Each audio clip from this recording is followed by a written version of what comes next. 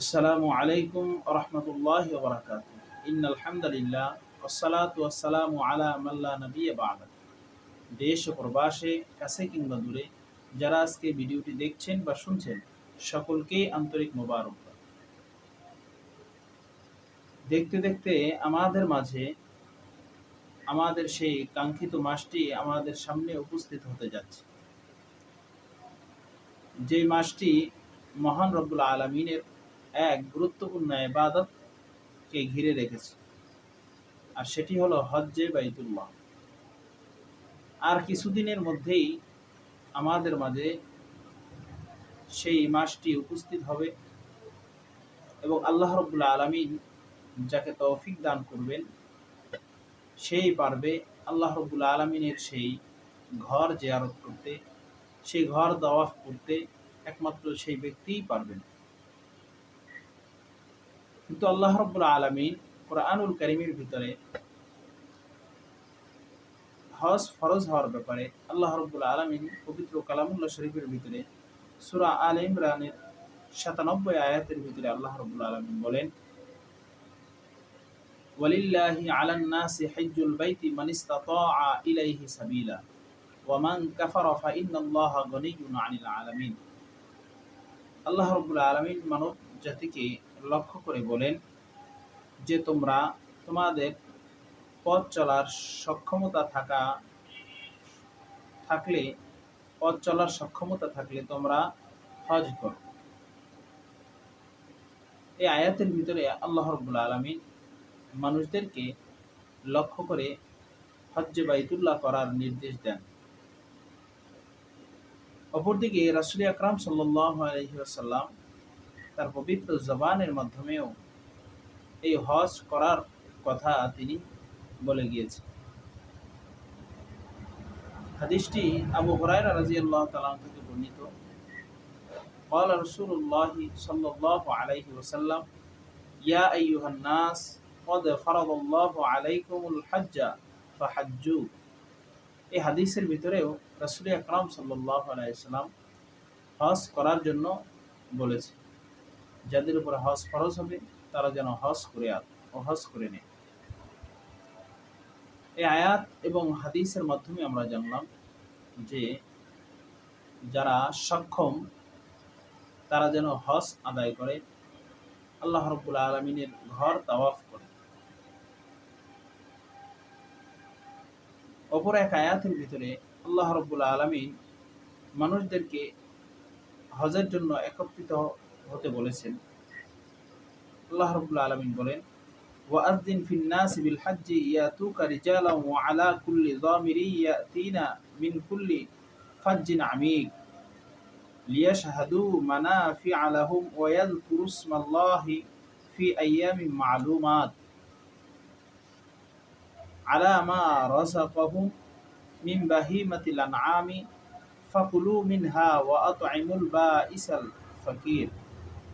এই আয়াতের ভিতরে আল্লাহ রাব্বুল আলামিন মানুষদেরকে হজের জন্য একত্রিত হতে বলেছেন, যাতে আল্লাহ রাব্বুল আলামিনের নিদর্শন প্রত্যক্ষ করা যায়। আয়াত ও হাদিসের মাধ্যমে আমরা জানলাম মানুষ যারা সক্ষম, শারীরিক সক্ষম, আর্থিকভাবেও সক্ষম, তারা যেন হজ আদায় করে। এবার আমরা রাসূল আকরাম সাল্লাল্লাহু আলাইহি সাল্লাম এই হজের ব্যাপারে কিছু ফজিলাত বর্ণনা করেছেন। কোরআনুল কারীমের ভিতরেও এই হজের কিছু ফজিলাত রয়েছে। আল্লাহ রাব্বুল আলামিন সূরা বাকারার ১৫৮ নম্বর আয়াতে এই হজের ফজিলাতের কথা বলেন, ইন্নাস সাফা ওয়াল মারওয়াতা মিন শাআইরিল্লাহ ফামান হাজ্জাল বাইতা আও ইতামারা ফালা জুনাহা আলাইহি আইয়াতাওয়াফা বিহিমা ওয়া মান তাতাওয়া খায়রান ফা ইন্নাল্লাহা শাকিরুন আলিম।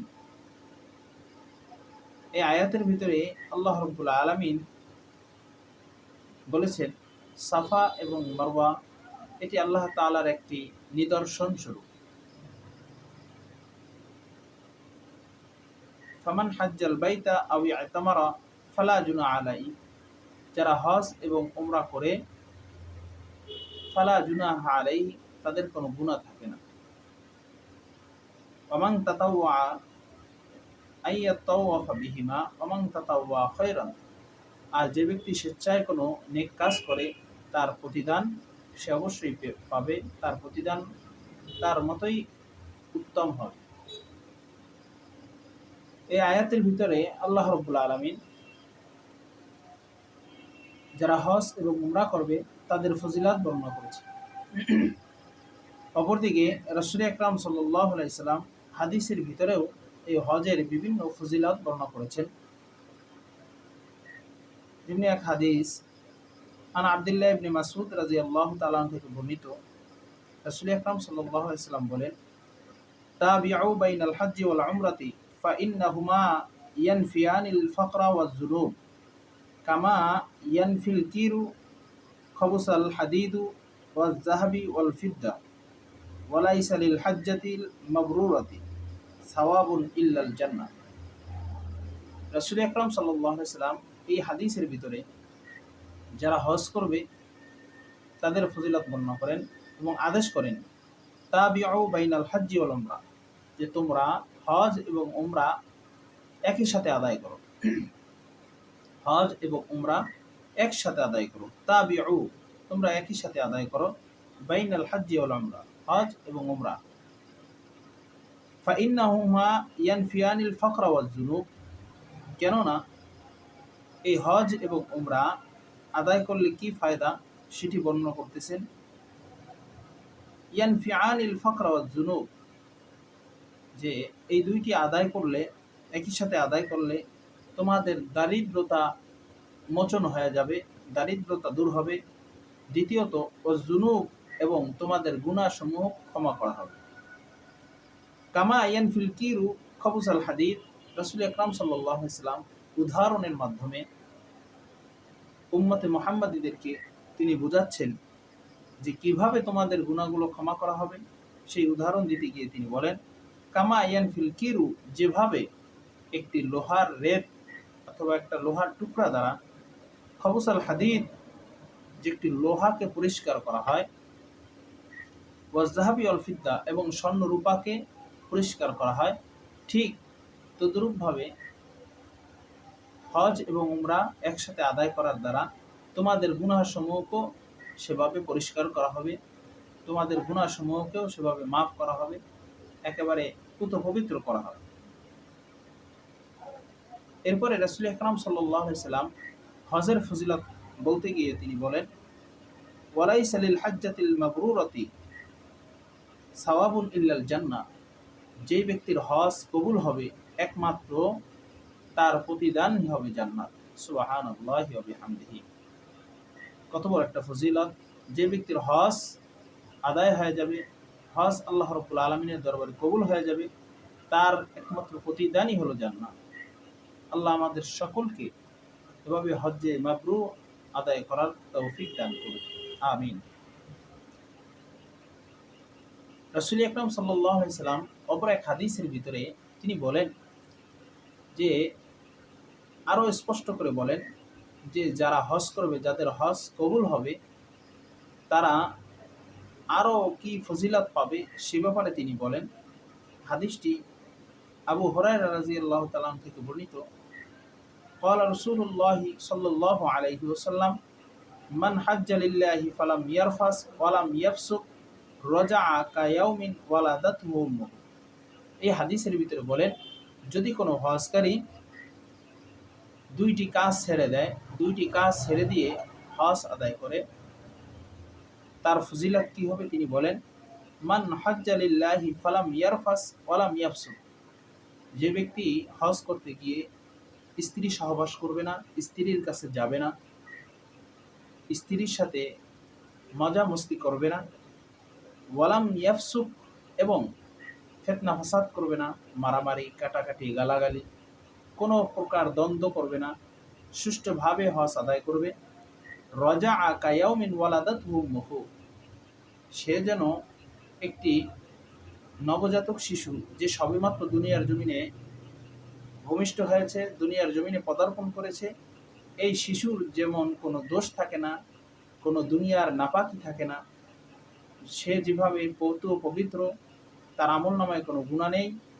ঠিক ওই হজকারী ব্যক্তি যে এই দুইটা কাজ ছেড়ে দিবে সে কেমন যেন রজা কায়াউমিন, সে ফিরল ওয়ালাদাতহু উম্মুহু, ওই ভূমিষ্ঠ হওয়া সন্তানের মতো সে তার বাড়িতে ফিরে আসে। সুবহানাল্লাহি ওয়া বিহামদিহি। আল্লাহ রাব্বুল আলামিন আমাদেরকে এই দুইটি কাজ পরিহার করে পবিত্র হজ আদায় করার তৌফিক দান করুন। এরপরে অপর এক হাদিসের ভিতরে রাসূল আকরাম সাল্লাল্লাহু আলাইহি সাল্লামের কাছে এক সাহাবী জিজ্ঞেস করেন যে সব থেকে দামি ইবাদত কি? সব থেকে দামি ইবাদত কি?